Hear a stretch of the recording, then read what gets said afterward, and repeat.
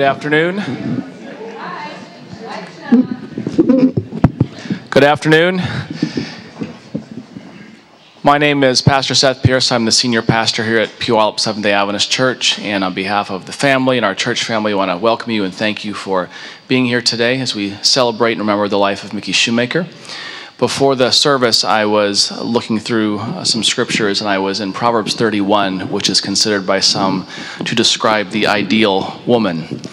And I read the following verse 17. She dresses herself with strength and makes her arms strong.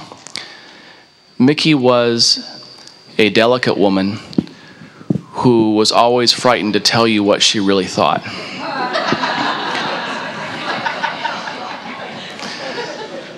Or not. One of my favorite things about Mickie was coming to church and engaging in sarcastic exchanges and then ending it with a hug with her strong arms. She always had to give me my Sabbath hug.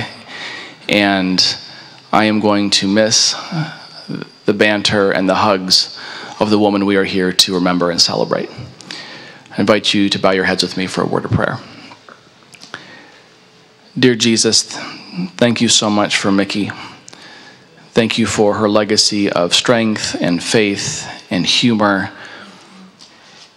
And I pray that we sense your presence here as we remember and celebrate and cry and laugh and just thank you for allowing her to be a part of our lives. In your name we pray, amen.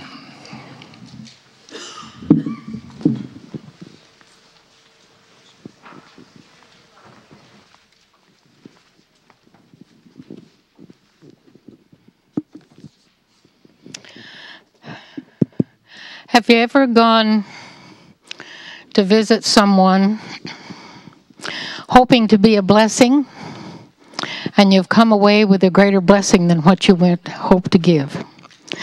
That was the story of Mickie. We visited her often. I was on the visitation team. Always enjoyed the picnic time at her home in July. But she was always the same. And when I would leave, I knew that I had received that blessing God had intended for me when we went to visit her. God rest her soul today. The last verse, this is one of her favorite songs, is familiar to all of you, the Old Rugged Cross. And on the last stanza, I will ask you to join in on the chorus.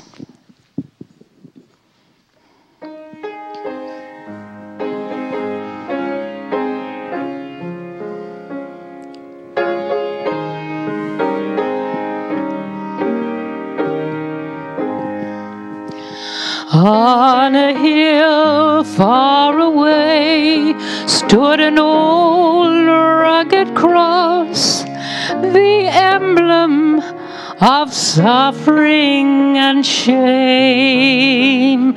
And I love that old cross where the dearest and best for a world of lost sinners was slain. So I'll cherish the old rugged cross till my trophies at last I lay down.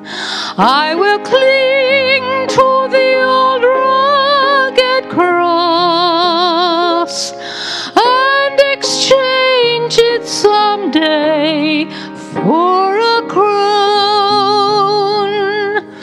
Oh, that old rugged cross, so despised by the world, has a wondrous attraction for me. For the dear Lamb of God left his glory above to bear it, to die Calvary. So I'll cherish the old rugged cross till my trophies at last I lay down.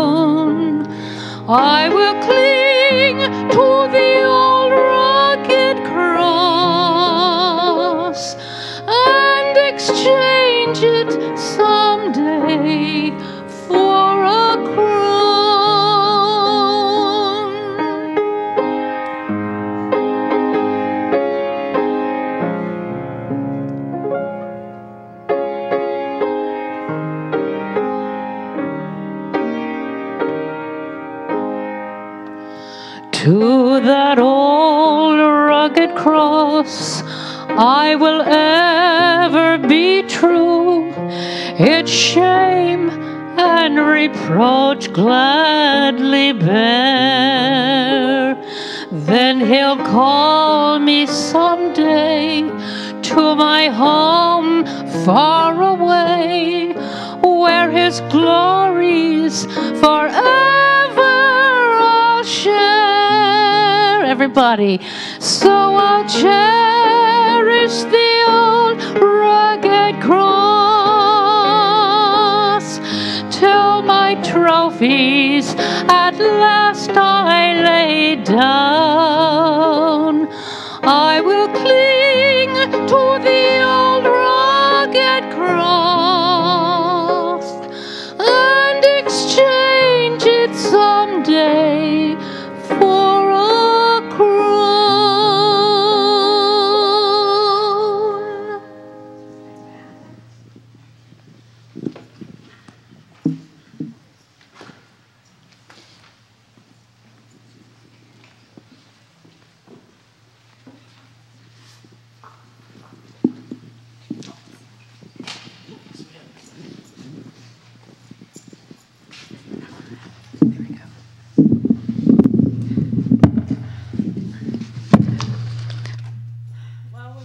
We're here to celebrate Mom, and I'm going to try and power through this bio. Could we turn that off? Can't do it. Okay. So y'all knew Mom as Mickie. She was born Treasure Ruby McGuire. She was the third of 6 children born to Harold and Melly McGuire.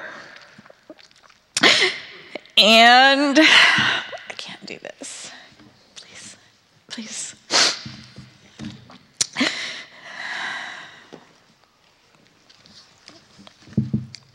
thought I could. Okay. I'll stand here. Okay. She was born in Anderson, South Carolina, and she was a world traveler. And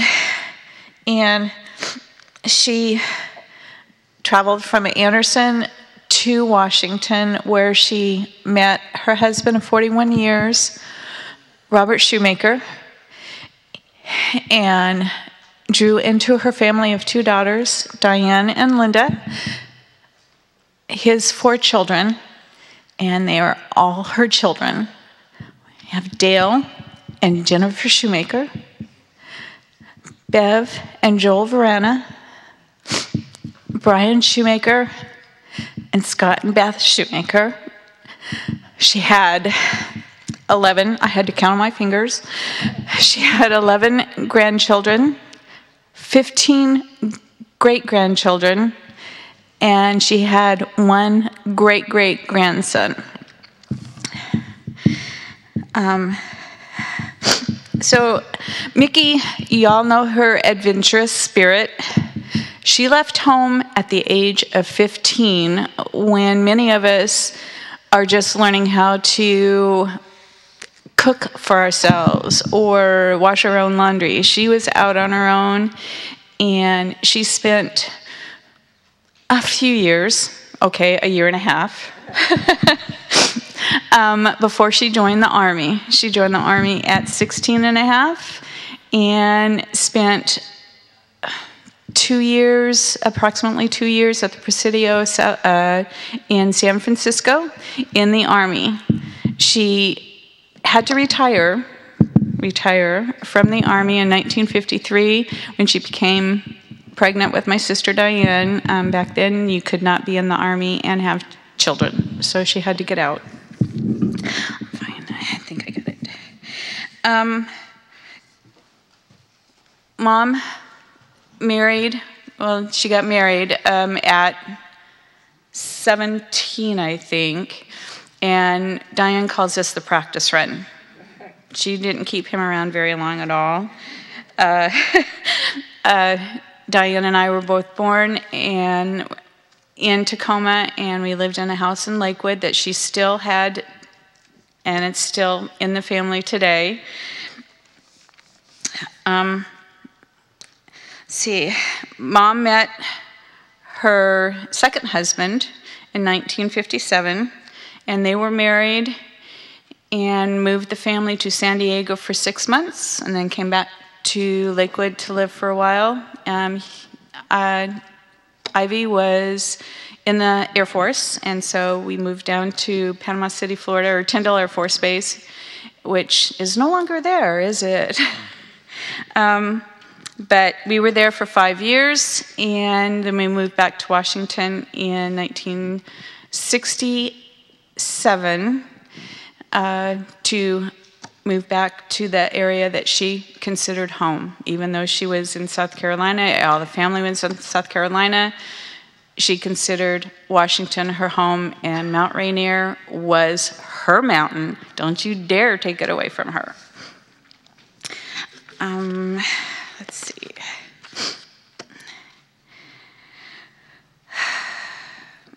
Okay. One of the stories that she told me, I didn't get to actually see this in real life. I saw the aftermath, but I didn't see this. One of the stories is when we lived in Florida, Mom was terrified of drowning, so she made my sister and I take swimming lessons. We went down, we learned how to swim, swimming like fish, not a problem. Mom decided that she wanted to be able to save us if we started to drown. So, to do that, she had to go take swimming lessons. She didn't like to have her face wet, but she said to save her children, she was going to learn how to swim. So, she was doing really well. She could float, she could move, she could do everything. Diving lessons came. The swim instructor told her, here's what you need to do. You need to put your hands over your head, like this, clasp your hands, and keep your head tucked in, arms next to your ears, and just fall in the water, and you will have, you'll be fine. So she put her hands over her head, she fell in the water, and then sat in the middle of the pool, not moving, and wondering why she was still there and why her swim instructor was trying to kill her. And so she was sitting there, just kind of, what's going on, running out of breath. The instructor said, oh my goodness, she's not coming up. And he dove into the water to rescue her. And of course, she sees him come in the water because she's looking like this with her hands up here. And when she sees him, she reaches up, and of course, she bops to the top of the water. And so, of course, she did not drown. She was here. But when she got out of the water, she gave him what for not giving her full instructions. She was following his instructions to the letter, and he messed up. And he didn't tell her what she needed to do. So that was one of my favorite stories of Florida. And Mom loved to dance. She loved to have her music, and she was always kind of like bopping around. She used to pull me up, and we would jitterbug. I had no clue what the jitterbug was. When I was like 7 or 8 years old, I remember her pulling me up, and then embarrassing me as a teenager and pulling me out on the floor when somebody else was around and jitterbugging with me, and it was just like, oh, Mom, I really don't want to do this. But, she loved doing it, and who could say no, right? You couldn't tell her no. Mom was a beautician. A lot of people knew her as a beautician. She was a beautician from the mid-'60s. And when we moved back from Florida, she started working in the Value Village out on 99 in Federal Way. It's now a different name, but while she was there, Value Mart. Value Mart, oh, that's right, Value Mart. Value Mart, Value Village. But while she was there, she met her best friend, and we love her dearly as family, is Vicki Wiley. And let's see.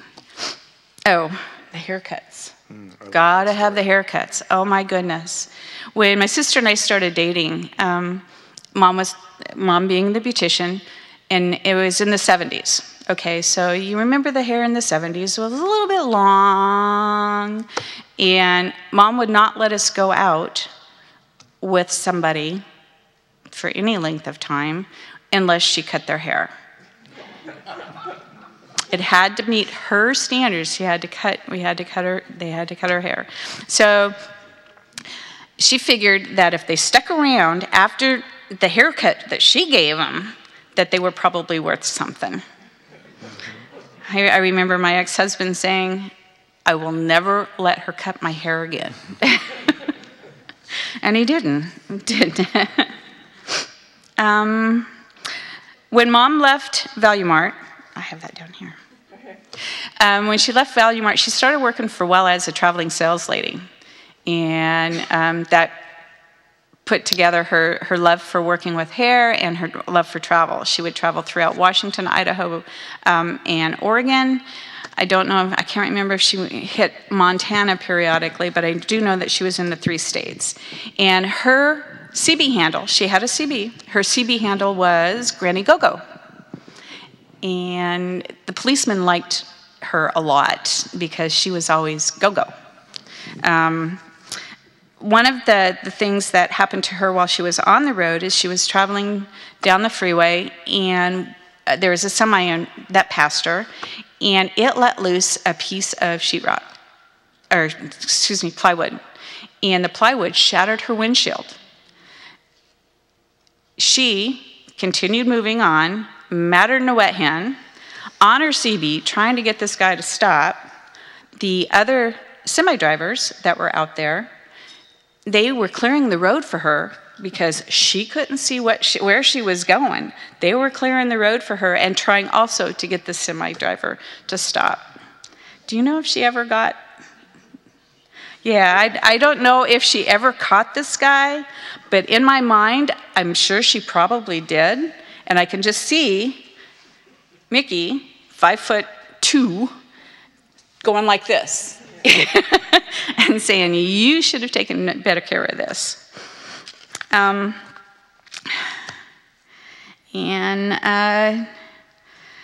She became a member of the Seventh Days Adventist Church. Knew most of you guys. About this one? Yeah. Yeah, okay. When she left Wella, thank you. When she left Wella, she got tired of the road. She decided she wanted to settle down, and she became the owner of Mickey's Magic Mirror in downtown Puyallup. And she had the store downtown for a couple of years, and during that time period, she met Bob, re-met Bob, and started dating Bob, and they got married. And they decided, or she decided to spend more time, to be able to spend more time with Bob and the rest of the family. She would move the beauty shop up to a trailer on their property. And so she ran that beauty shop up there for years, a long time. I think she retired back in 98 or so, 98, 99. So she had that shop up there for probably close to 20 years. And most of her clients, that's where they went after that. But during that time, she also found the church, and she started attending the church in the other direction, and then started coming down here when this church became active. She hosted, during this time, she hosted several teachers through the Teachers Exchange Program, and she and Bob, Mom adopted the kids. She's got, all the adopted teachers, all of their grandchildren, they're all adopted. And Mom and Bob went to Taiwan to visit them and enjoyed the time. You know, she was just in seventh heaven. And it was an experience that they both were able to enjoy together. She did her picnic. One of the things that she really, really liked to do was entertain. And she wanted to share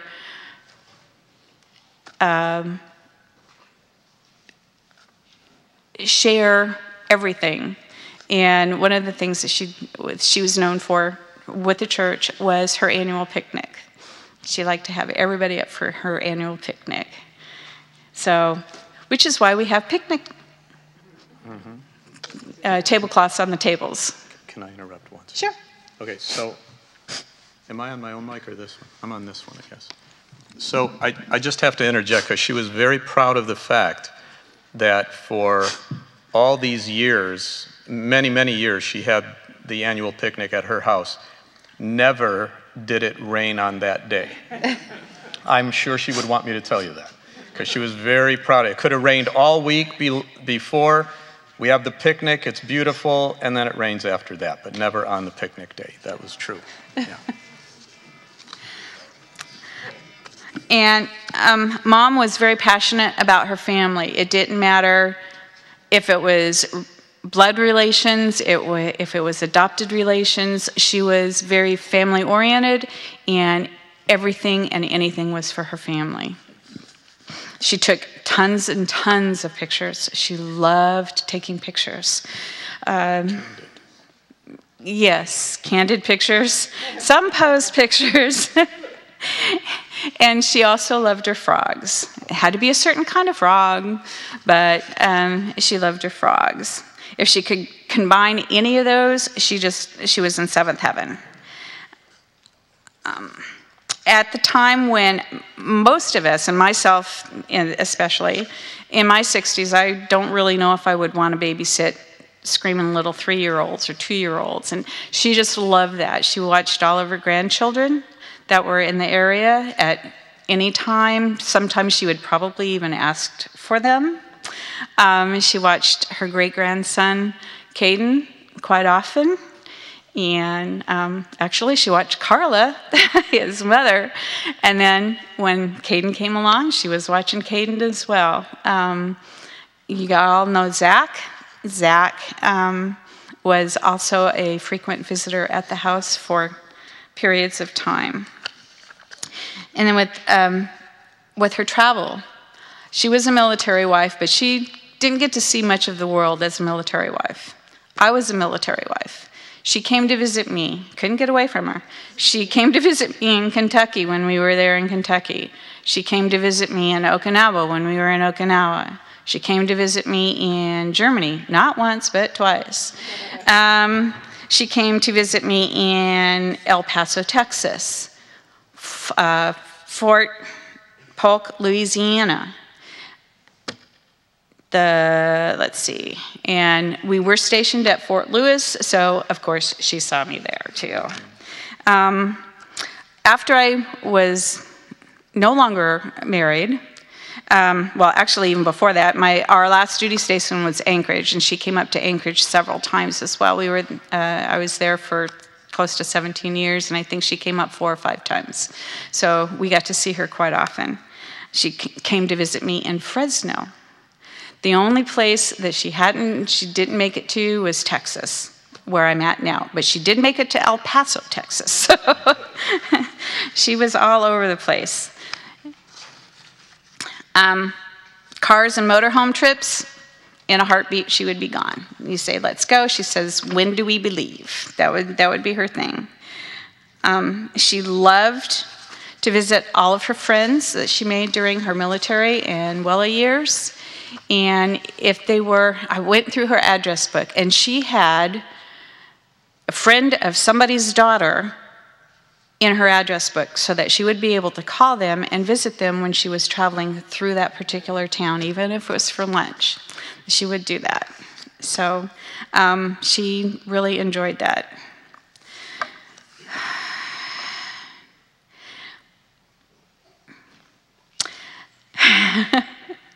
one of our the most memorous trips was when my uncle Mickie came home from Vietnam in 1969. Huh? I was going into 9th grade. So it was between 8th and 9th grade, 68, 69, somewhere in there. But he was traveling back from Vietnam. He had a camper trailer that slept 6 and a Cadillac convertible. When he came back, she loaded up 4 teenage girls in this car to go from Washington to South Carolina with my uncle. 3 girls in the back, 1 girl in the middle and the front. That would have been okay, but then they hauled us all the way back to Colorado Springs, Colorado. So that was, I think that showed her courage, being in a car with 4 teenage girls at the time. I mean, we were 14, 15 in that age period, and so y'all know what that's like. And I'm going to leave you with this last thing. I don't know how much cooking she would do for the picnic, how much, if it was potluck or not, but we had a family joke. We had a way to guess which was hers. Oh, did you? Our family joke was she cooked everything on Mickie High. It was Mickie High. If it was burned or scorched, that was normal for us. I think Diana and I probably learned how to cook just out of self-defense for that, because we had to eat something. Later, I mean, looking back as an adult, I can see why it was on Mickie High. She was always, running late and, wanted to have it on the table, but she took it with a grain of salt, because we just don't cook it on Mickie High. So that's it. And I know that she loved everybody here in this room. She was friends with many, many people. And like I said, family comes first, and friends were part of her family. Nail me down.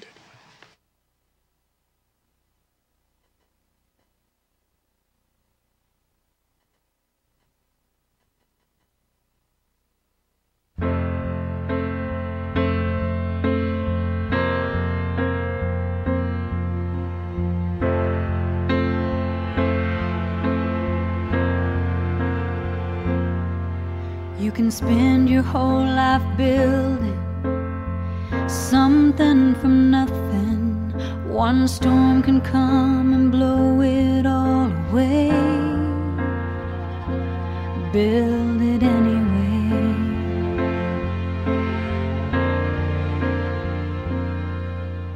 You can chase a dream that seems so out of reach, and you know it might not ever come your way. Dream it anyway.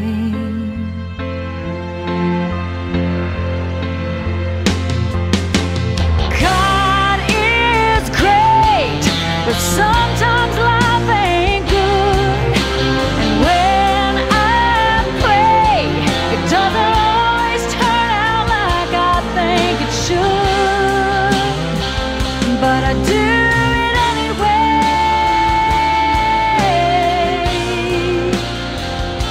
I do it anyway.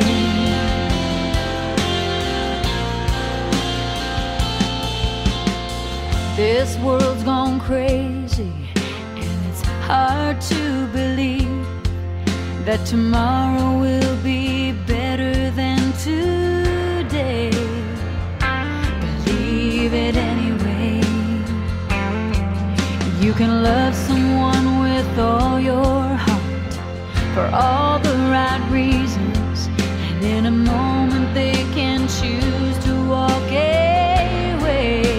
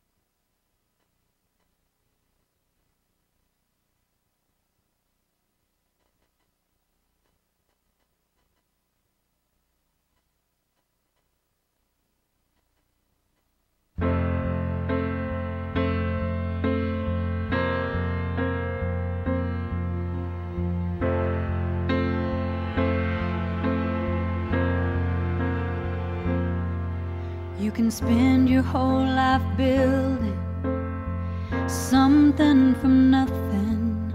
One storm can come and blow it all away. Build it anyway.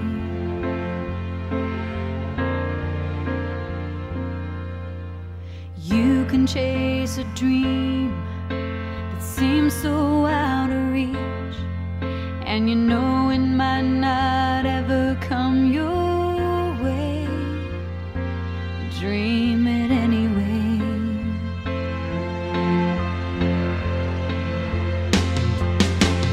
God is great, but sometimes life ain't good. And when I pray, it doesn't always turn out like I think it should. But I do it anyway.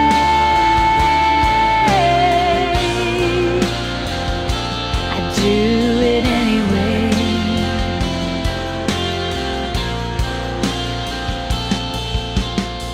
This world's gone crazy, and it's hard to believe that tomorrow will be better than today. Believe it anyway.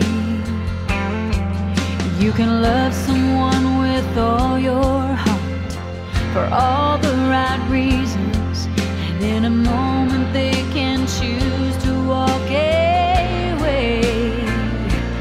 Love them anyway.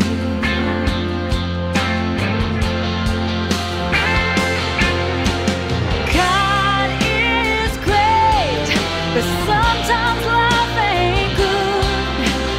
When I pray, it doesn't always turn out like I think it should. But I do it anyway. Yeah, I do it anyway.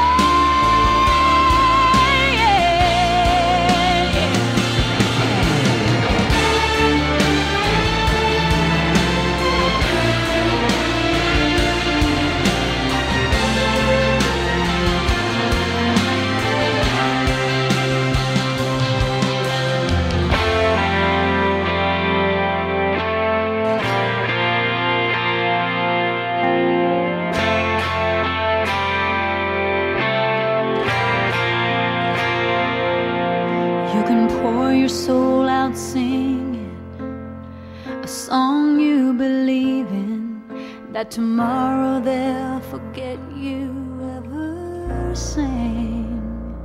Sing it anyway. Yeah, sing it anyway.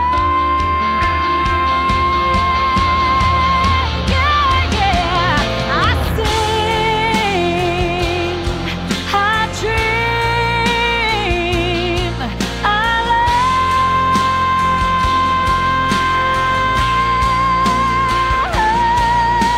love anyway.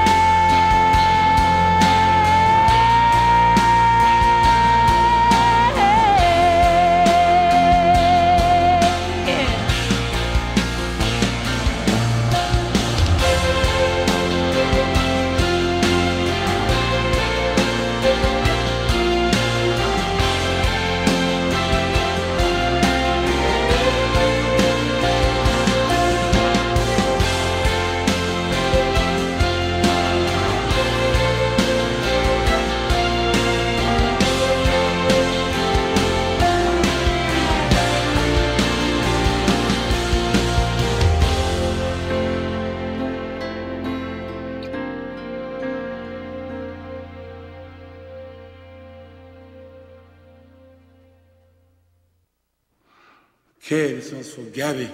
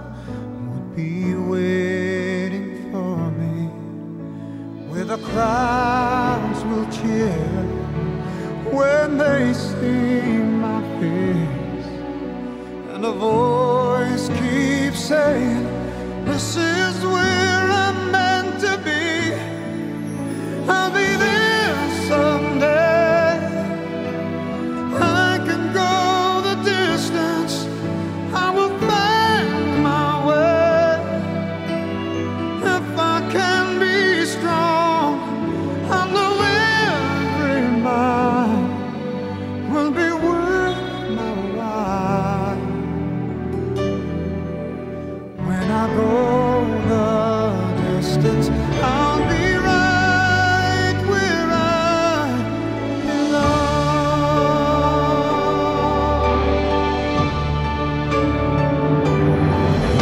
I'm an unknown road to embrace my fate. Oh, that road may wander, will lead me to you. And the 1,000 years would be worth the wait. It might take a lifetime, but somehow I'll see it through. And I won't look back. I can go the distance, and I'll stay on track. No, I won't accept defeat. It's an uphill slow, but I won't lose hope. Till I go the distance, and my journey is complete.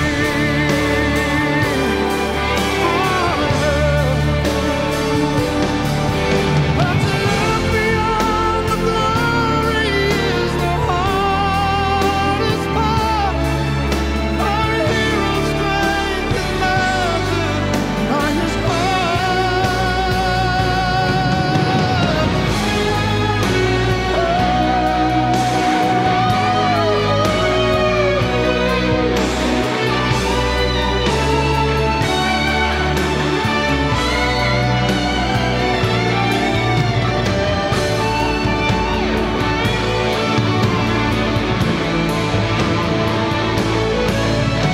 Like a shooting star, I will go the distance.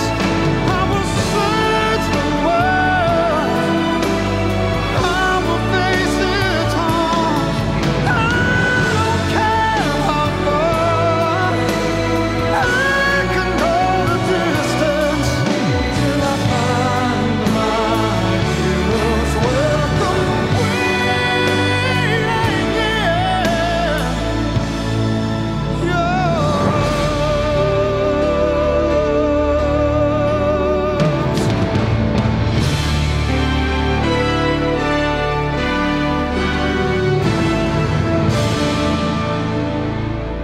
I will search the world.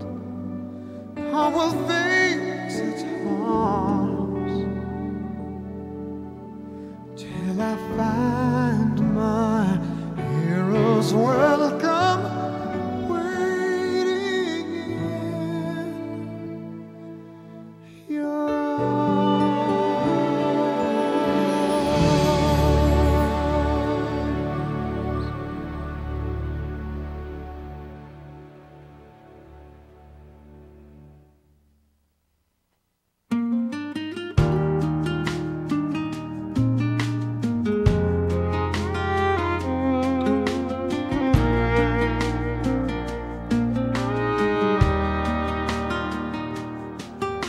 The setting sun that paints a tie-dyed sky, a feather bed, an ancient lullaby, a kiss goodnight from one whose love is true. That's the kind of day I wish for you. A field of flowers dancing in the spring, a little creek, a tree, an old rope swing, cotton candy clouds against the blue. That's the kind of day I wish for you. First love with all its storm, raging like fire within, tossing your heart to chance. You sway the day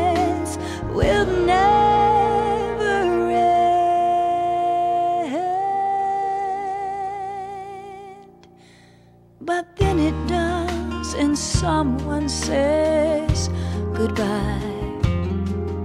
And after all those empty nights you cried, the morning that you wake up good as new, that's the kind of day I wish for you.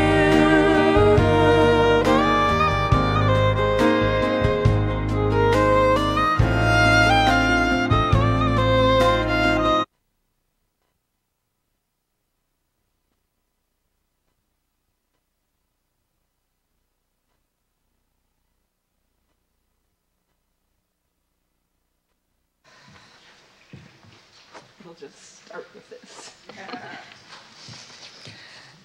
So, as you might imagine, Mickie with her camera at every occasion, and of course she could never make a single copy of any picture. We had to have 8x10 glossies and at least 4 to 6 extra copies. So you might have noticed there's a basket of pictures in the lobby. Those are like a minuscule amount of the hundreds of duplicates that are there. So if you see yourself in one of those pictures and would like to have them, please take them. It was always great embarrassment as a teenager to have my mother out there.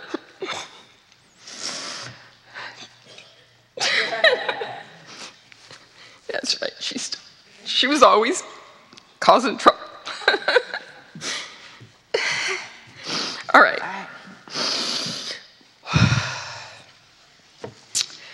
My friends in high school gave my mom the nickname Tripod Annie because she would be at every game.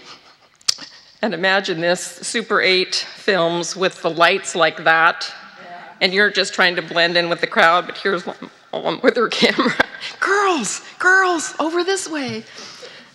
So it was kind of a bittersweet trip down the, 12,000 albums that we had to look through, and boxes of pictures.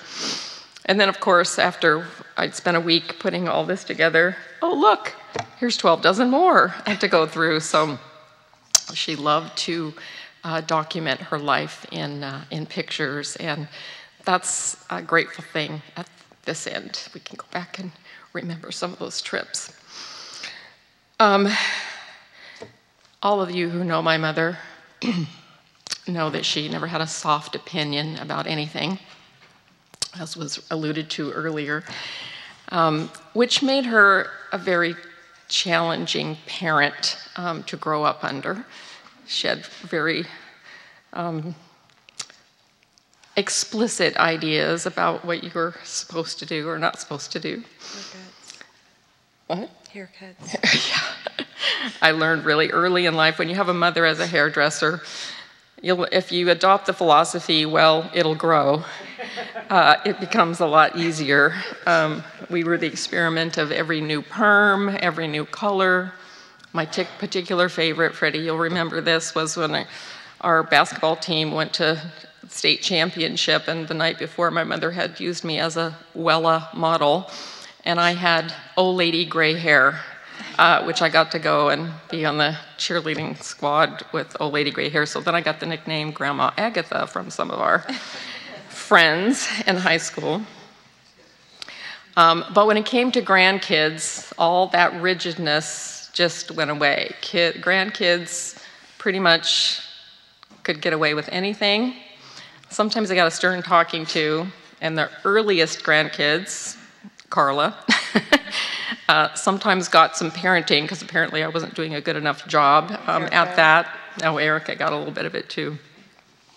But by the time the younger grandkids and then the great-grandkids came along, and the neighbors and anybody else, carte blanche, they could do no wrong. So she loved the grandkids. And she was a collector. If you gave her anything, as a matter of fact, if you gave her a paperclip in 1989, I can pretty much guarantee she still has it. Labeled. Well, some of it's labeled, yeah. She had a hard time parting with things.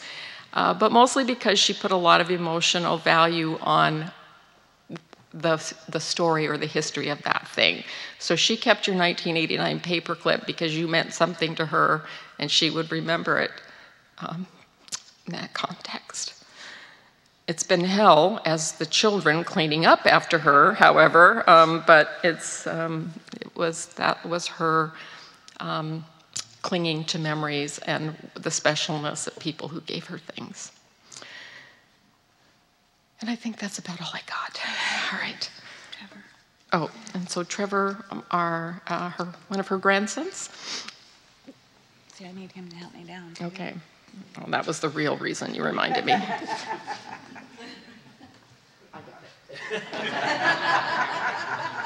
Sorry, I offered.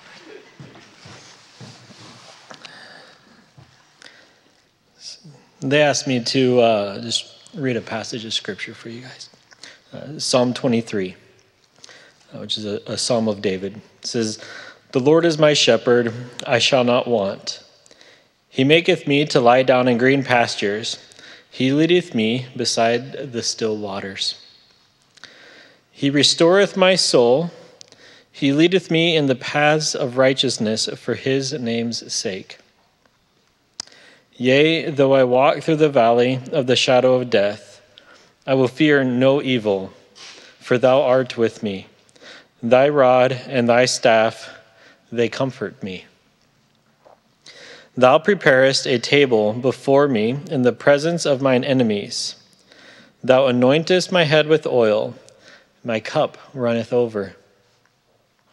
Surely goodness and mercy shall follow me all the days of my life, and I will dwell in the house of the Lord forever."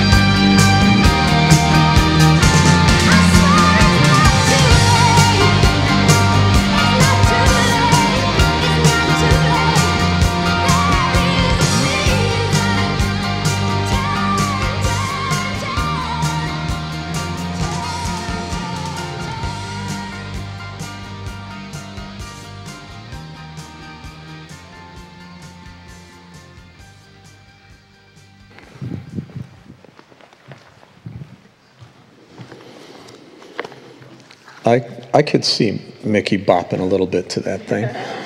Couldn't you? For sure.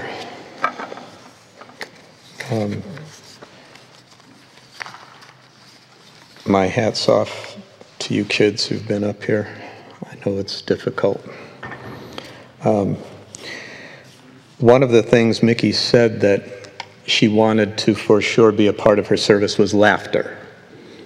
She said, I want people crying, I want laughter at my memorial. I said, now Mickie, you know people are going to cry. She said, well, there has to be laughter. I want a good amount of laughter.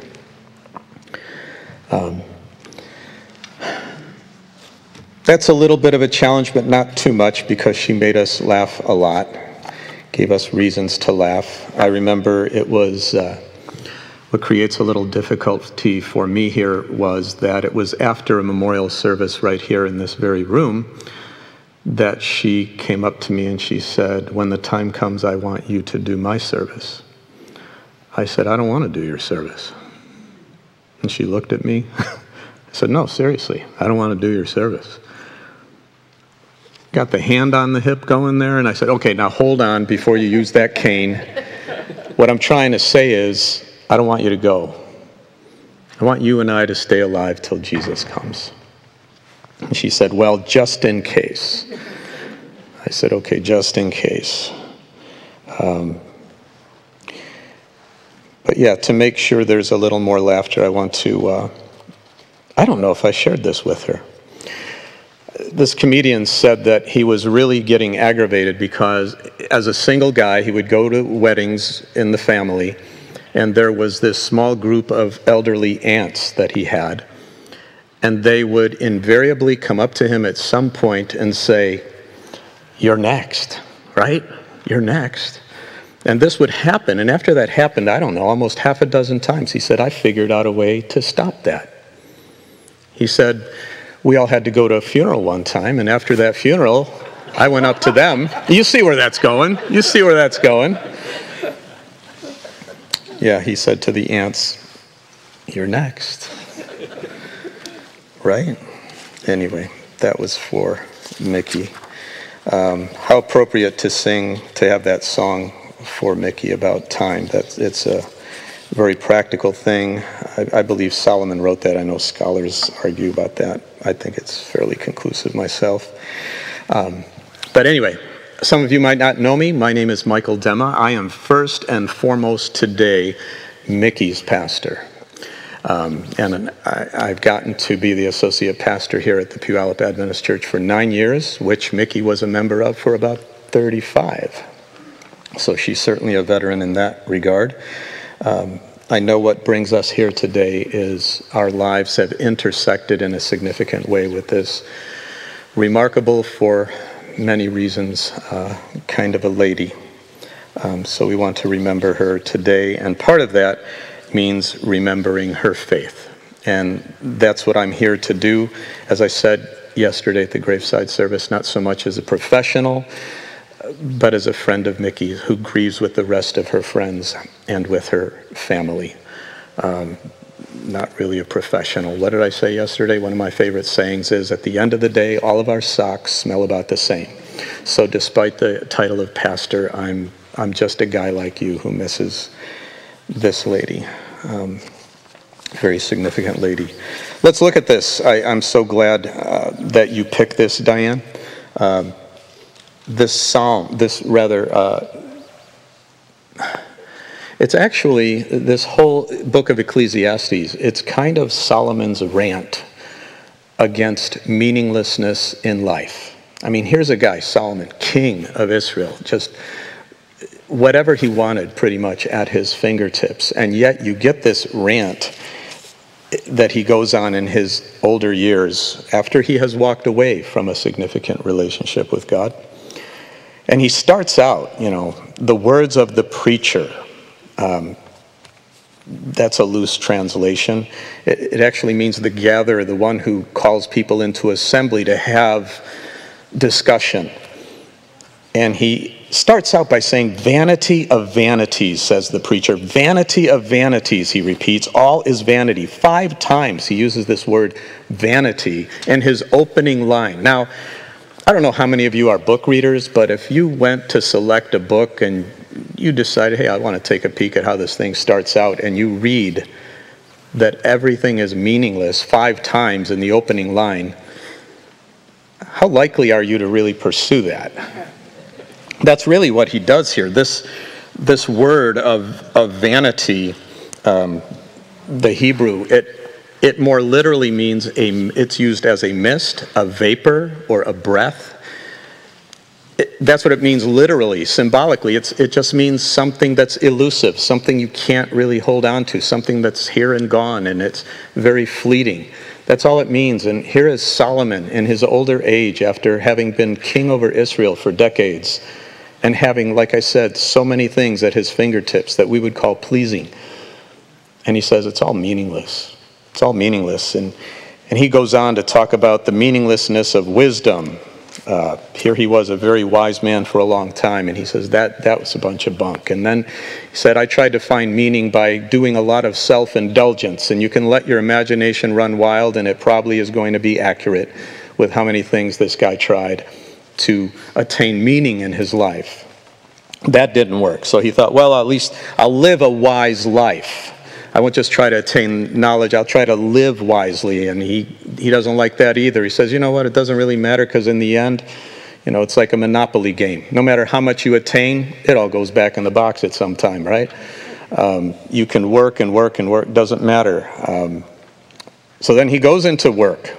I'll just work and work and work. He builds a temple, does all kinds of things. Again, it's all meaningless. And he uses this term 27 times. Under the sun. Under the sun. I point that out because there's a differentiation between under the sun, all these things that take place on this planet under the sun, versus under the heaven or under the heavens. Under the sun is just this meaningless life. There's no rhyme or reason. Everything's just chance, luck, maybe fate, but there's nobody really there guiding, nobody at the helm. Whereas under the heaven is acknowledging that there is a divine designer with a plan. And he eventually concludes that it's best to follow that designer. This whole thing talks about time. We're obsessed with time as people. Just before the service, we had to talk. Well, okay, we said 3:30, but what time do we really want to start? And we talked about time, and we do that a lot. We look at our watches, our Fitbits, our phones, and we look at clocks, and especially when a guy's up there preaching, and it's about time, right? We just get into all this time stuff. How accurate are we at telling time? I came across something very interesting this week. None of our timepieces are probably as accurate as the cesium beam clock. Now this is the time clock premier, right? This thing tells time down to some type of 9/billionth of a second. So you want accurate time, this is the thing to do that with. Think of here God puts in this element, cesium, and other elements, this incredible sense of time. Talk about precision. God is a God of precision, even when it comes to time.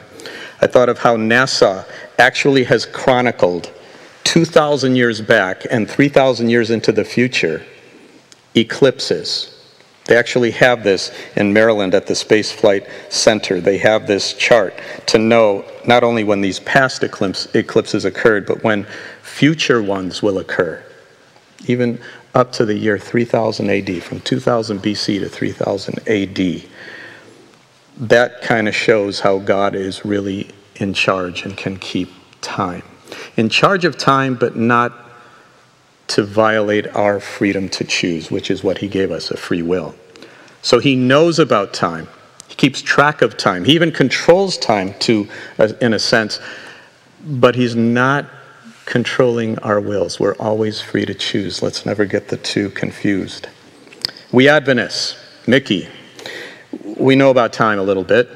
We study the history of our denomination through time prophecies, and we see a lot of our identity and mission as a movement through these time prophecies. We look in the Bible, all this stuff about time. Numerous places in the Bible talk about its role. Mark, one who chronicled the life of Jesus, said that Jesus appeared in Galilee, and when he did, he declared that the time is fulfilled, the time of the coming Messiah, which he was. Paul, in reference to that first coming of Jesus, wrote, "When the fullness of time had come, God sent forth his Son." And here we are in the Christmas season.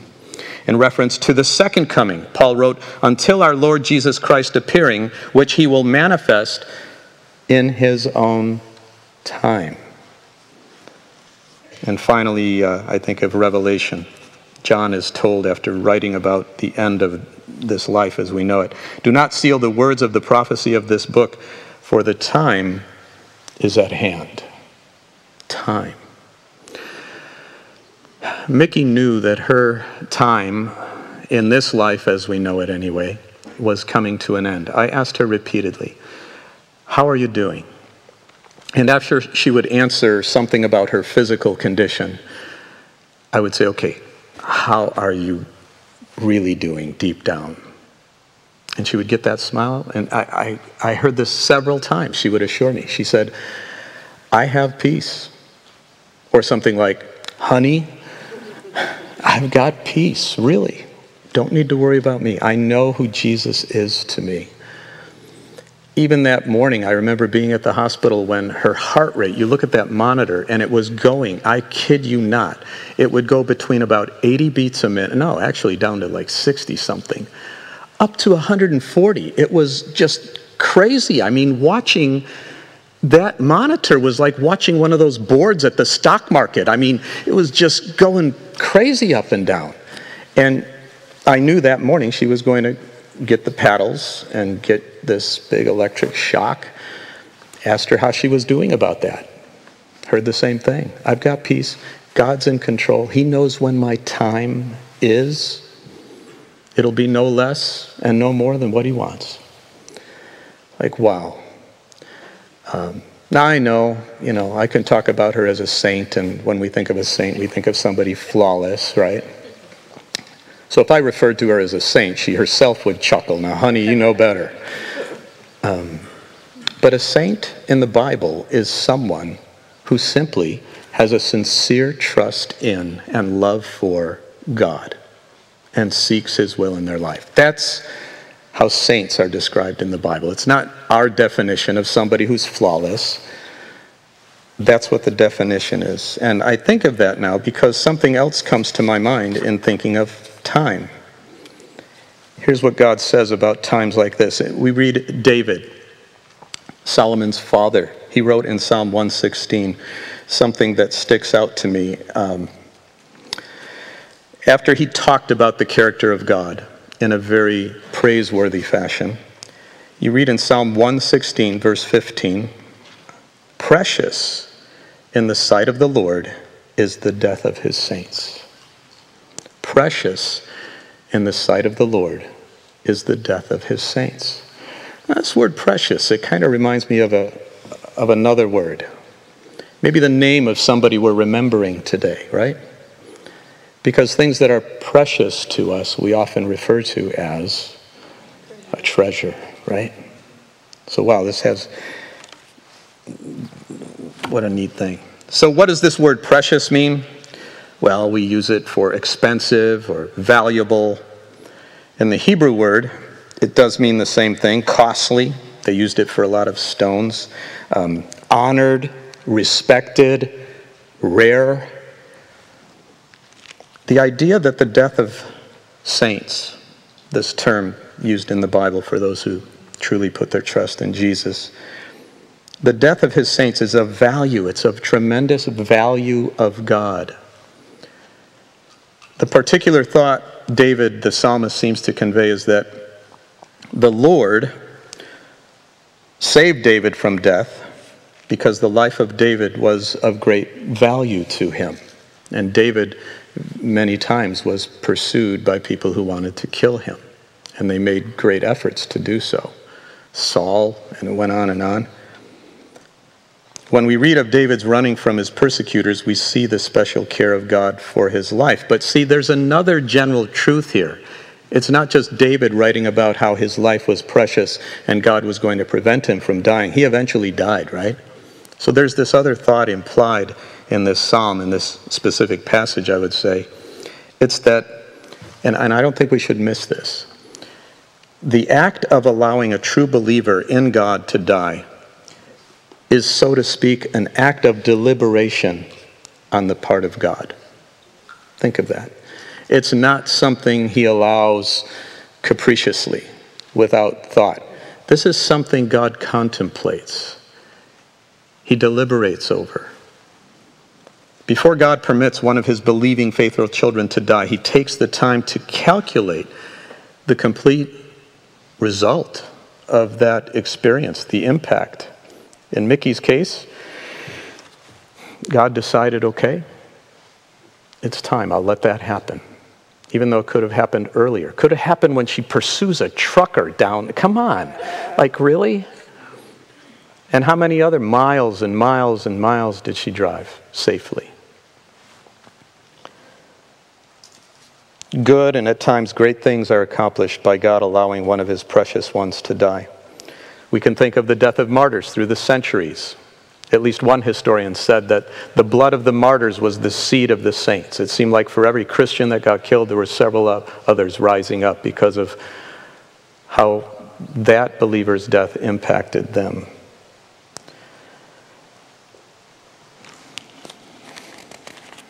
I got to stick with, I'm so tempted to go off here and just talk about Mickie. So I got to look at my notes.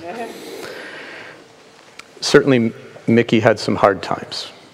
Certainly had a strong will, and sometimes a strong will leads us to hard times. You know, she would say things like, you know, sweetheart, I'm not arguing with you. I'm just trying to show you why I'm right. Right? I don't know if she came up with that saying or saw it on a T-shirt or what. But, you know, she ultimately faced her hard times with her faith. She really did have an incredible, consistent faith in God, no matter what came her way. Precious, like precious gems in the sight of the Lord. God loves all people, yet only some accept his love and rely on that love and return that love to God and even pass it on to others. And I think that describes Mickie in her own fallible way, like we all have fallible ways. They are precious to God. Think of it. The earth contains millions and millions and millions of tons of stones, some which people discover are very unique. Rubies, emeralds, sapphires, even diamonds. These, unlike the more common ones, have very special qualities and very special beauties.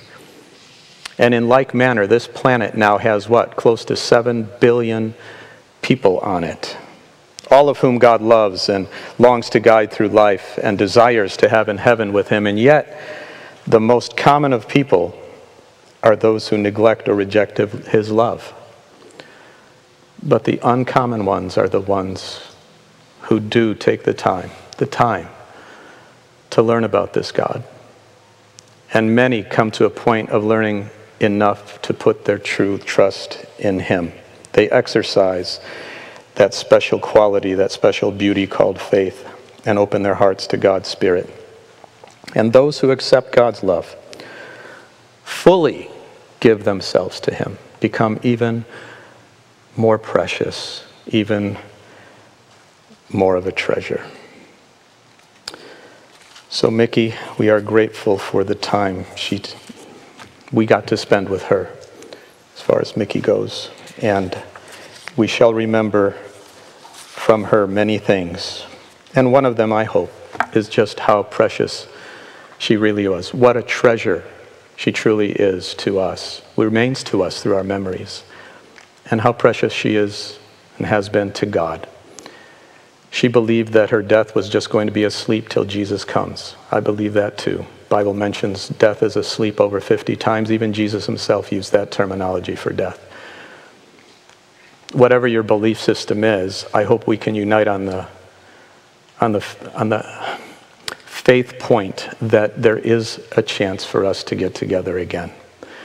There is a time coming when Jesus said he will pierce the clouds and the dead in Christ will rise. And they will rise with immortal bodies to be reunited with God, with one another. I hope we take some of Mickie's example. Sometimes she showed us how not to be. We all show that to each other, don't we? We're not saying anything unique about her. But she definitely showed us that trust in God can be had, and peace comes from that. I hope we follow her example in that. With that all said, I think we have a time now for other people to share, and we're going to start with some family and friends. I think we have some gentlemen ready with microphones, but I see Vicky's name here. Where is Vicky? I'm here, Vicky. There you are. Come on up, Vicky. We had a good chat yesterday. Yes, we did. You told me some stories yesterday. My guess is you have even more than that. Yes. No, I kind of thought so. Come on up. Going to channel my inner Mickie right now. Oh, there you go. I wore festive socks for her holiday.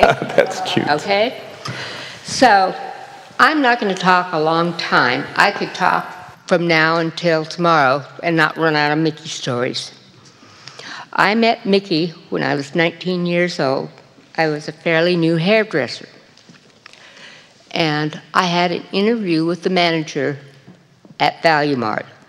Now, back then, Value Mart was kind of the Kmart, as we think of it today. And my little puffed up self of importance couldn't believe I was going there for an interview for a job. Sitting there in the interview, she's asking all these questions, and she says, "Do you have any questions for me?" And I said, "How come you only wear makeup on one eye?" She said at that time she would hire me. She said she didn't have to worry about ruining a good brain. So that was probably 49 years ago, and I've had 20 wonderful years with Mickie. Okay, that was for you, Al. Mickie has been a part of my life from 19 till... She's been at every important function, occasion in my life. And I'm really kind of irritated because she's not going to be at my funeral.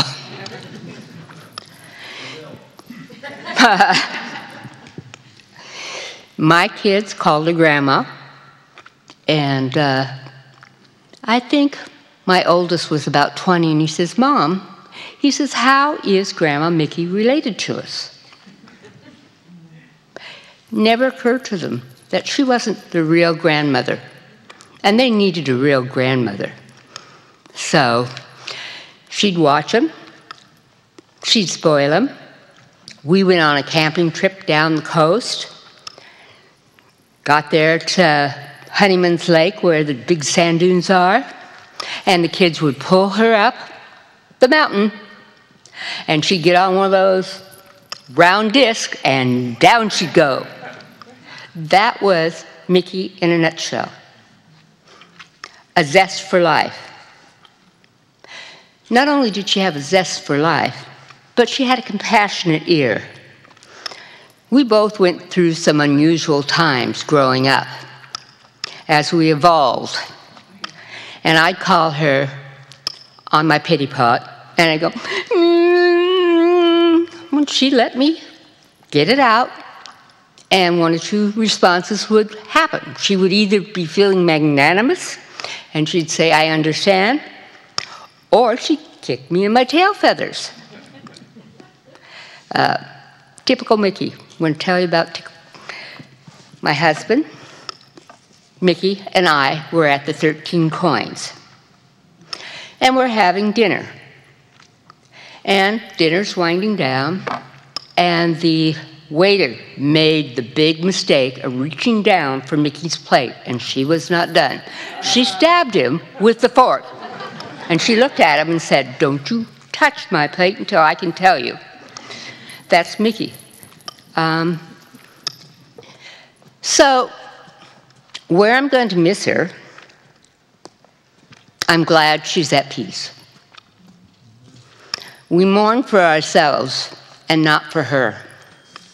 And it would probably sadden her to see people crying here. She wants us to party. So I want to hear from you all. A big hallelujah, Mickie. 1, 2, 3, hallelujah! Oh, come on, guys. You can do better than that. 1, 2, 3, hallelujah, Mickie! With that, I'm going to open up the mic, and anybody who wants to talk and share about their experiences with Mickie, come on up.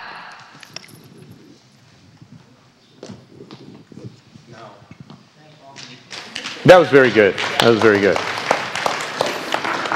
We know that in the United States, actually, statistics, research, surveys show that more people are afraid of public speaking than they are of what?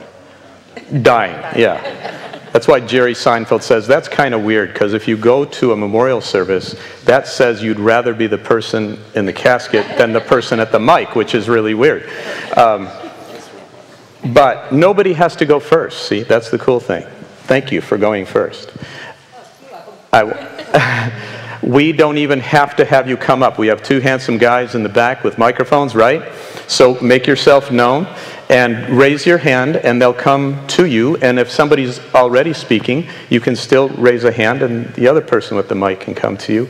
And that's how we could do it. So we've already broken the ice. Who's next? Right here? Okay. Anybody on this side? Because the guy on this mic, with this mic, wants to have somebody to talk to.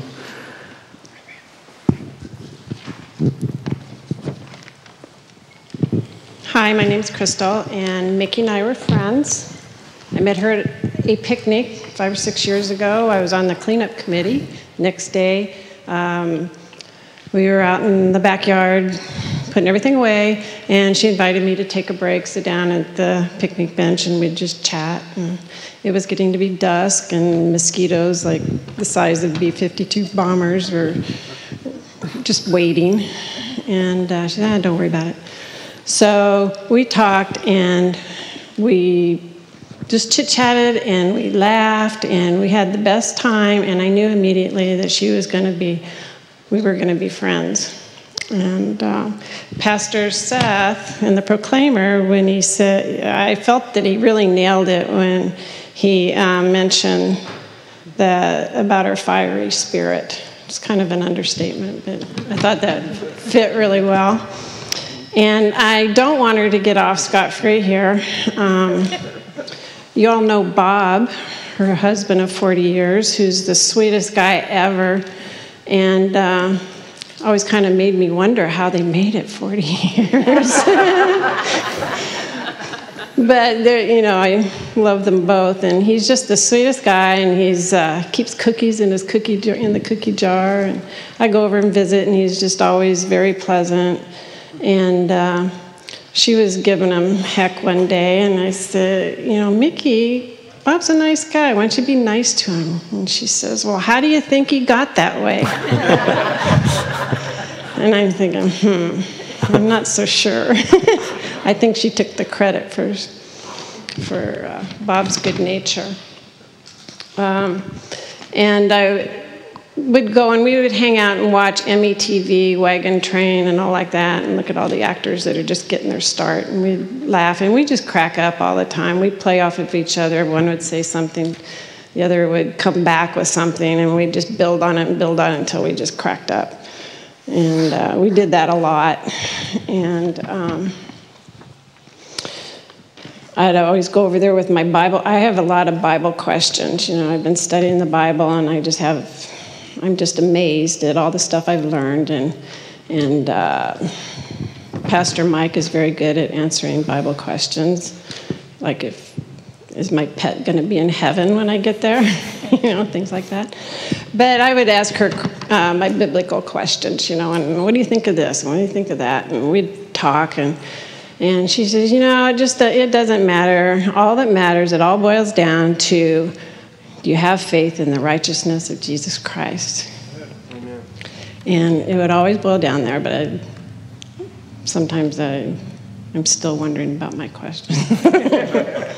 But Mickie's my friend, and I love her dearly. Thank you. Thank you, Crystal. Chuck went. I was probably the least of her friends, but she always demanded a hug, and I love hugs, so I loved Mickie. Mm-hmm. Thank you. And you reminded me, Chuck, when you speak, it's nice to just share your first name and what's your connection, church member, family member, neighbor, whatever. Who's next? Come on, we're talking about Mickie here. We got stories, folks. And we need to hear from each other. Think of it this way. We all walked in with a picture of Mickie, right? But there are conversations she had with you, experiences she had with you that the rest of us don't know about. And we add brush strokes to that picture so it becomes, 3D, HD. So think about something you want to share. Bob? Bob Paulson, longtime member here and good friend of Bob and Mickie. I just want to say publicly to Bob particularly for the unbelievable picnics that she had every single year. We've alluded to it, but I just want to say thank you and for the help that Bob gave. He was there for the whole day, got everything ready, cleaned up messes, and sometimes we left without doing all that. But I just want to say thank you, Bob, and of course Mickie's gone now, but we appreciated those picnics, and we'll miss them. Amen. And yes, we miss her a lot. Go ahead. I'm Ryan. I'm one of those older grandkids that got the extra parenting. But now we know who you are. Yeah, exactly. Life's kind of about the relationships we make and how we maintain them. And she had that in spades. The number of people that she brought into her family, I just happened to be born into it. But one of those pictures was with the fat kid with the female at about 10 years old with the blue shorts and the matching shades. That was me. She took me and my little brother Zach on a cross-country trip down to South Carolina and Florida. I think it was about 6 weeks. I'll bet we stopped at about 15 different people's houses along the way. It was just people she'd met from Wella, from everywhere. I mean, you think of other people, how many relationships you make in your youth, traveling around, and I'll never see those people again. But Granny would stay on the phone, and stay in touch with those people, and then she might just stop and might pull her motorhome up 35 years later and show them her grandkids. And that continued. We built our house about 7 years ago, and since then we've kind of always hosted Thanksgiving, Christmas, and stuff. And my beautiful wife Heather, she's quite a planner. And I learned early on, she learned early on, you never knew who Granny was going to bring, whether it was going to be some shirt-tail McGuire cousin or someone that, I don't know, Larry, who she'd talk about like everyone knew, and I had no idea who Larry was. But so about the second year, Heather would always prod me that you need to call Granny about 3 days before and find out how many places I need to set. So the question was always, you're more than welcome to bring whoever you want. I just need a head count so my wife knows how many places to set. So. Good plan. Thank you. I guess I have to stand up. Dan Cochran, my wife Lori, we had the privilege of knowing Mickie for I don't even know how many years, a long time now. Now that I'm old, it's like, wow, that was a long time ago that we met her. I loved her sense of humor, a little bit twisted like mine. She wanted laughter. This might get a couple people laughter, might get me in trouble, but she would come up to me and give me a full-on frontal bear hug and say, did I leave a good impression on you? I just loved her sense of humor. She was just such a sweetheart. Yes.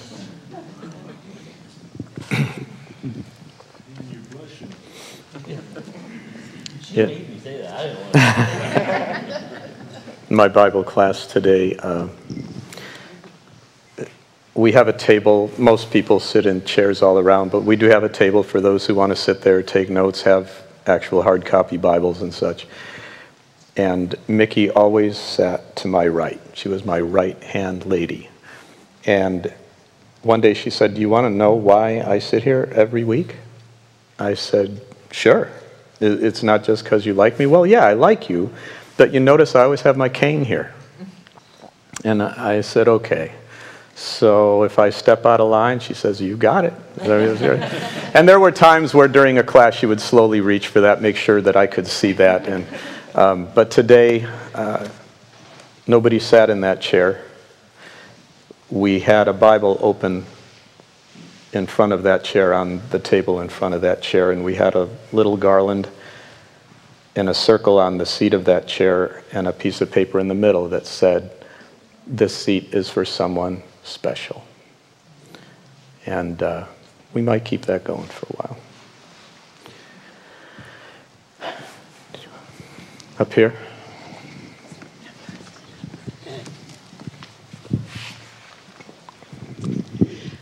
So I'm Carla, her first granddaughter, and I don't even know where to start, really.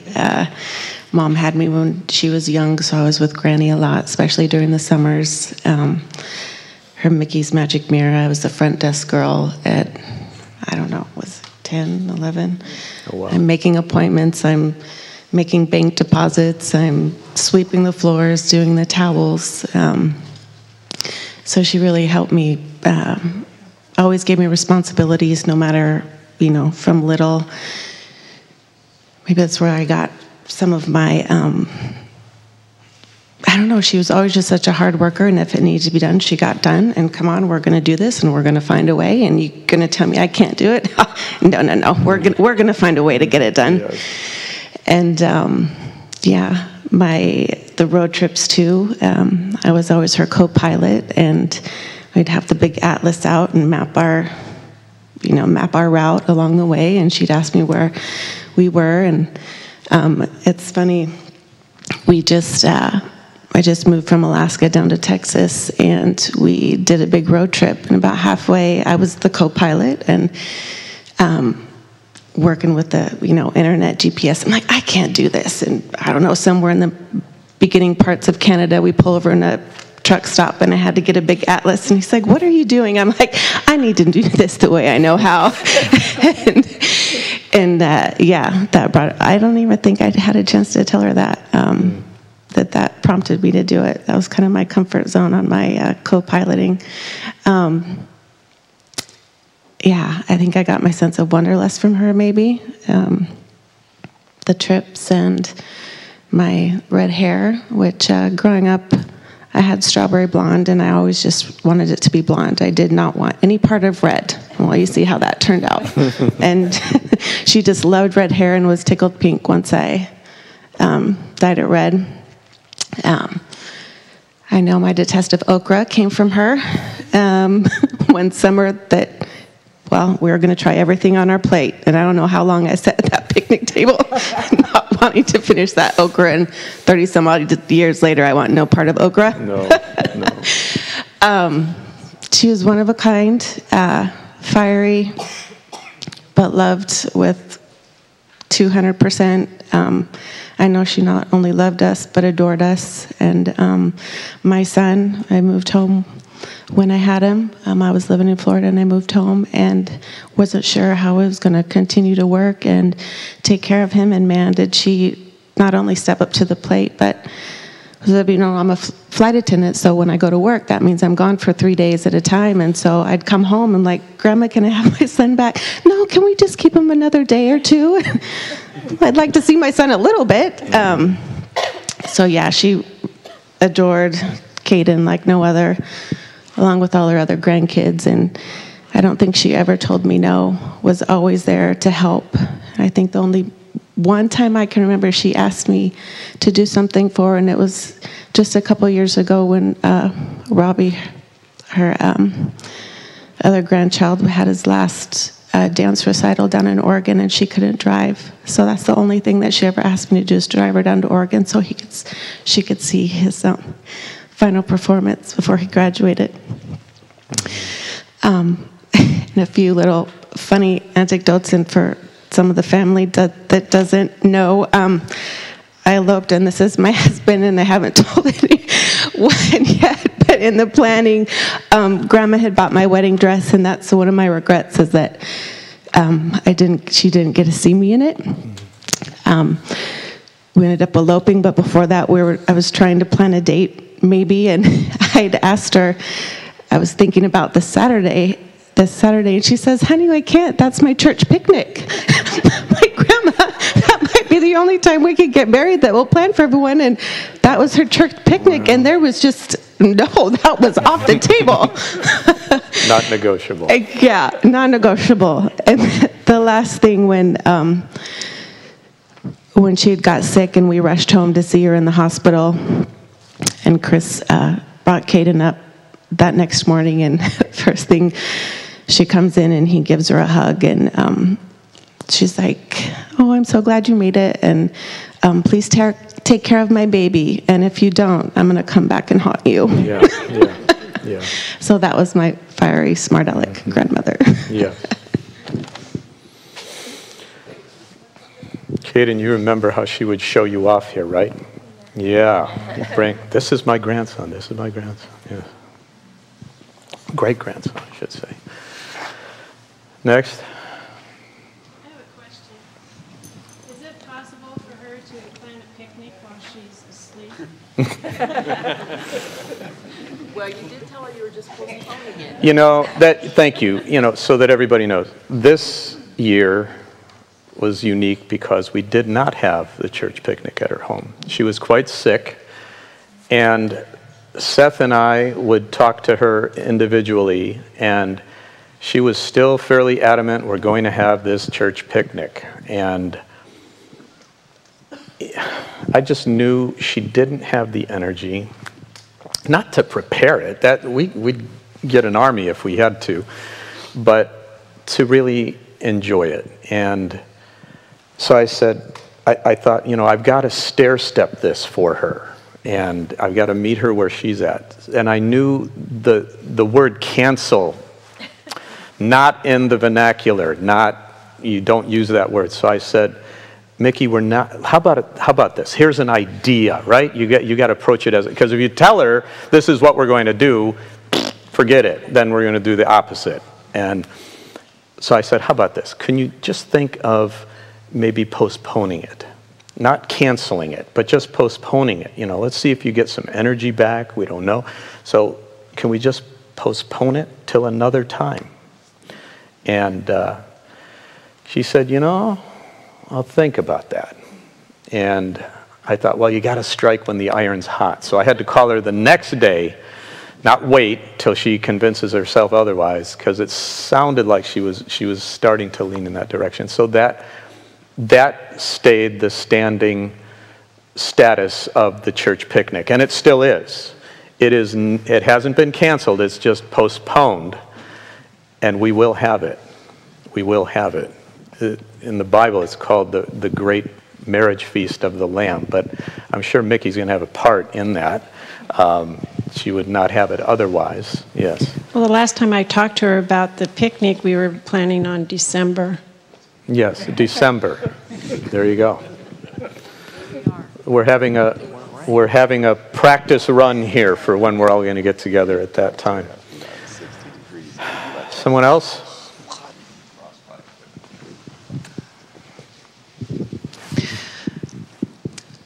I was down in Oregon. I had lost my job of almost 18 years, and I was living with my daughter. But she goes, don't unpack. We're going to be probably moving to Montana. And I was like, are you kidding? I'm just trying to wrap my head around Oregon, And so I talked to my sister about it, who lives up here, and she told Mickie one way or another. And Mickie, I got a phone call from Mickie, and she says, so I understand you'd like to come home up to Puyallup. And I go, how did you find out? And she goes, well, I was at the hospital with your sister visiting somebody some way. And she kept pursuing me over and over about, you've got to come up. And I've got a trailer up here, a mobile home. And all I have to do is move a few boxes. And I had never, I knew Mickie through your class. And so I had never really met her. I think I'd gone up and visited with her and her husband once before that. So I had no clue that Mickie was, and everybody'd agree, a hoarder. So anyway, I came up, all of my stuff went to Montana, and I came with my little carload, and there was no room to put anything anywhere. And I cried that night, and I was like, Lord, why have you forsaken me? What am I supposed to do? And Mickie had had a stroke that she was recovering from, and she needed to have, somebody there. And she could not be left alone, and when Bob had to go and get groceries and things like that. And so anyway, I got to know Mickie quite well, and I told her at the time, I'm going to be looking for another dental hygiene job. So anyway, over the course of time, I got to know her so well, and I arrived there like the middle of September, and I broke my ankle in December. It was about this time of year, December 11th, and it was so bad that I had to have surgery, and I was scared to death. I really was scared to death about that surgery. And that's when Mickie told me she'd been through many surgeries, and and I was so thankful that you read the 23rd Psalm, because that's what she said before every surgery. She would just recite that in her head, and it gave her peace. And as I was recovering, before I had my surgery, I was on crutches, and I never did get the knack of crutches. I fell 3 times, and she would say, we're going to have to throw you in the swamp back here. Anyway, one of the times, there are many stories that I could tell you, but I remember that, both my parents had passed away, and I just really felt like I needed that mothering at that moment. It was a really low point in my life. And she literally treated me like her daughter, like I was just this little kid, and she came and tucked me into bed and kissed me goodnight on my cheek, and I'll never forget that, because that's just, God knew. He knew what was coming down the way, and he needed me to learn some lessons in life. But my favorite times with Mickie was watching the old movies and sitting there, my foot up, in a boot or anyway. And she had my undivided attention, and she would just tell me story after story about her life, and also her love for God. And it was like cut and dried. In Mickie's, there was no in between. She had, like you said, an opinion on everything. And the last couple times that I saw her, visited with her. There were many times that Mickie was supposed to die, that God gave her another chance. And I said, Mickie, well, she had called me, or somebody had called me from, it said Mickey's home. And so I called back, and she answers the phone. And the last I heard, she was on her way out of this world. And I said, Mickie, you're alive, you're not dead. And she goes, well, I'm here. So I went and visited her, and we talked about death and dying, and she was totally at peace both times I visited with her. And of course, she had to have me look through another album of like Zach, and she had pictures plastered. If you ever been to her house, pictures plastered on every wall. People meant something to her, and I'll never forget that. Thank you. By the way, did I find out something new? Did she like okra? I'm still thinking about the okra. Oh, yeah. Oh, yeah. Wow. I don't think we have many okra fans here, do we? I mean, come on, admit it, right? My son asked me once, Dad, what's okra? I said, well, it's like zucchini with a head cold. And it's like, that's the way I describe it. So we can talk about okra after. Anybody else? One more, two more, and we'll close it down. Okay, here we go. Okay, right up here.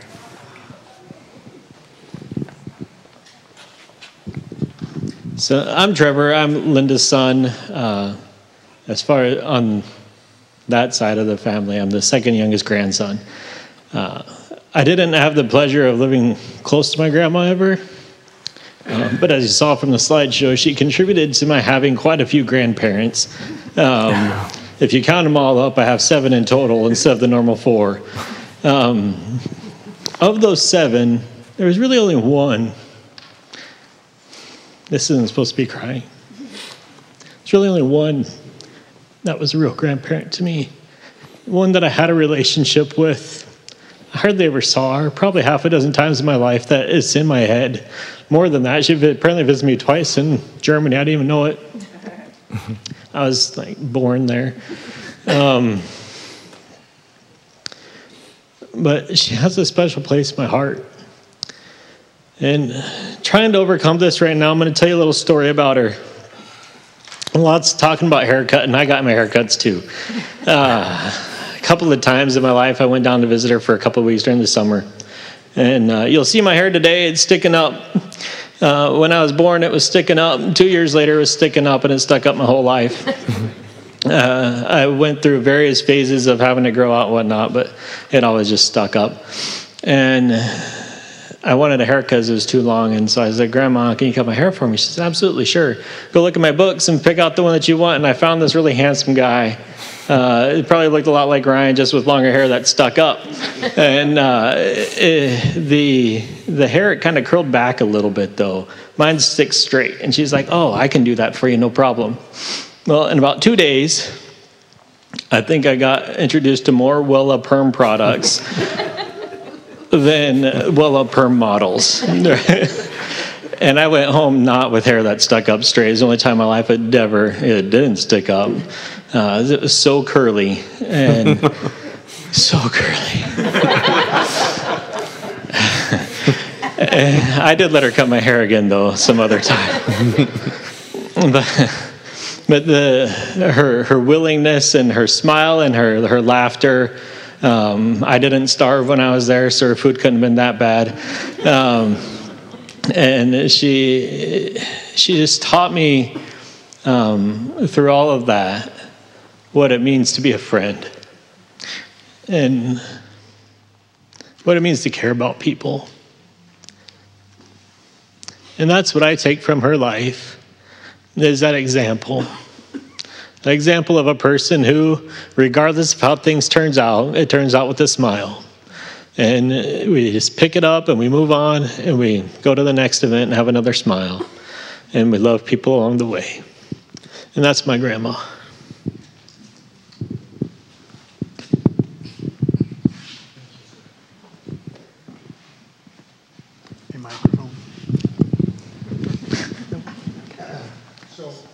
For those of you who don't know me, I'm Mickie's son.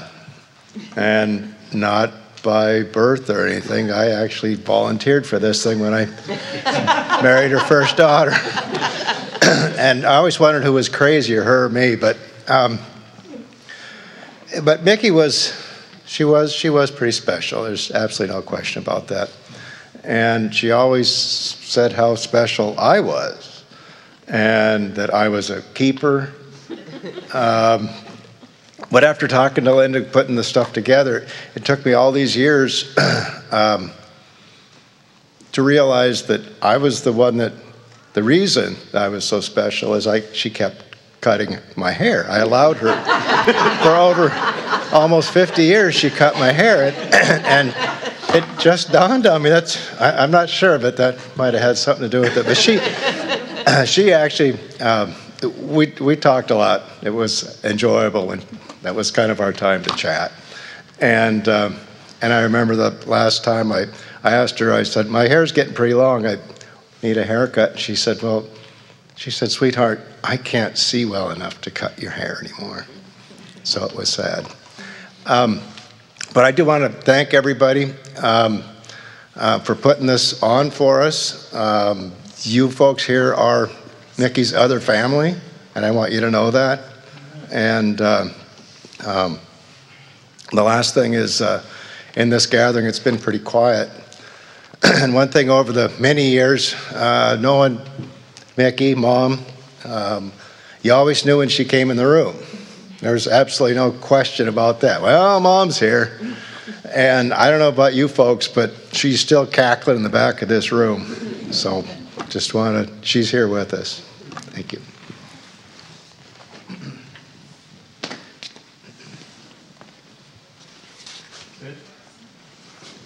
Last call. My name is Fran. I shared a lot with Mickie. We had a lot in common, both very quiet, and certainly not opinionated at all. And I could tell lots of things, but most of all, I just want to say I'm going to miss my friend, as all of you. But we have a hope, and we'll see her again.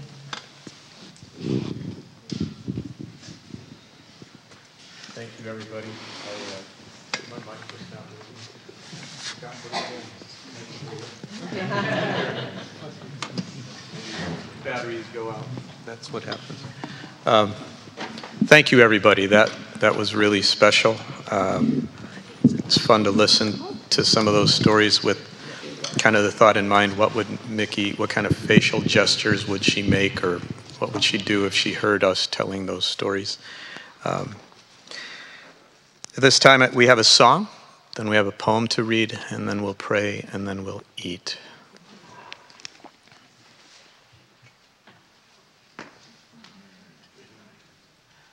What do you say to someone who feels like they've lost it all? Over the edge with no one there to break their fall. And what do you say to someone who feels so unloved, giving themselves away a little bit every day just to be good enough?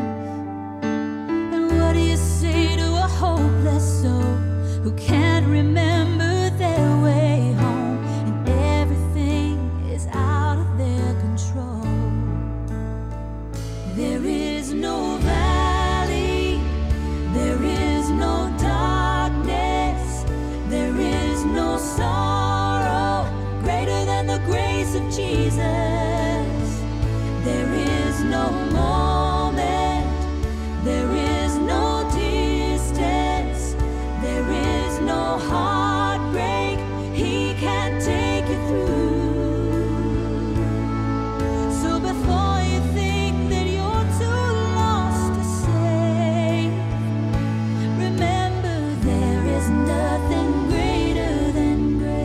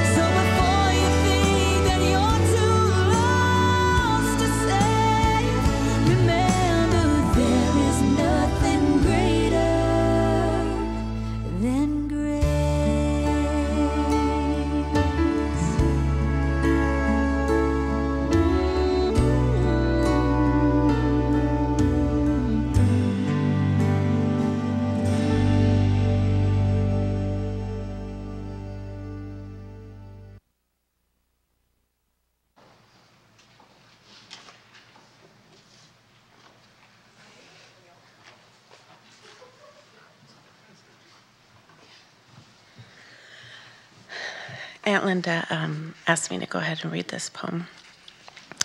You can shed tears because they are gone, or you can smile because they lived. You can close your eyes and pray they will come back, or you can open your eyes and see all that they left for you. Your heart can be empty because you can't see them, or you can be full of the love that you shared. I can't read through my tears.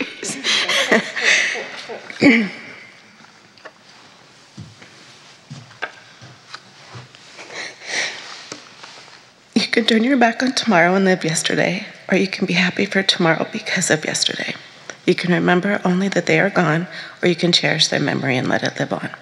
You can cry and close your mind and feel empty, or you can do what they would want. Smile, open your heart, love, and go on.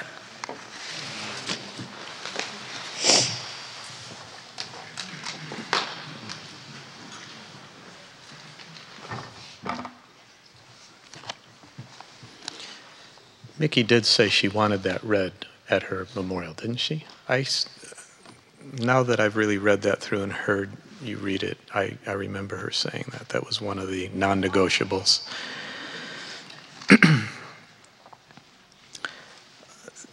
The last time I saw Mickie in a state where she could still talk, I went there with I did visit her another time with my son, but when my son Mickie was not with us, we were there, visited for, I don't know, a good 45 minutes, maybe an hour. And I could see she definitely was getting tired. She'd seemed perky, but then she was getting tired. I said, well, Mickie, I probably better go. Let's pray. She said, that's what we always do.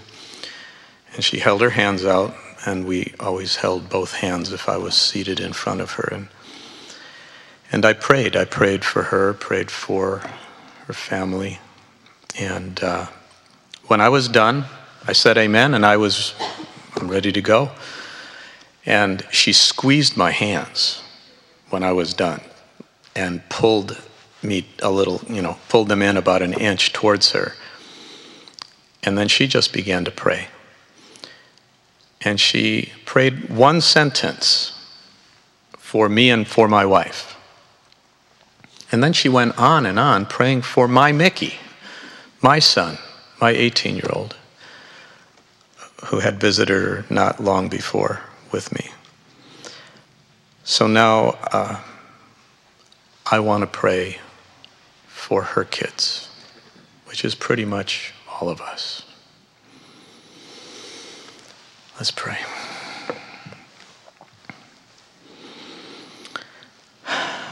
God, I just did what I didn't want to do.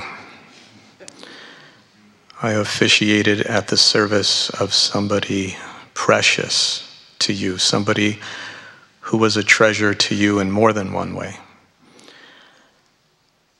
Thank you for gifting us with her. Thank you for showing us some of your passion and zeal and fire and even firmness, but all emanating from a heart of love that I don't know if we really understand. Thank you that you built in her a faith that was steadfast, that gave her great peace and consolation through rough times, and especially at the end. But we know because of that faith and because of the gift of your Son, the end isn't really the end, just the end as we know it, because you said you'd usher in a time when we all have youthful vigor, we all have perfect bodies, and I don't know if that's hair standing up or no hair at all or whatever it is.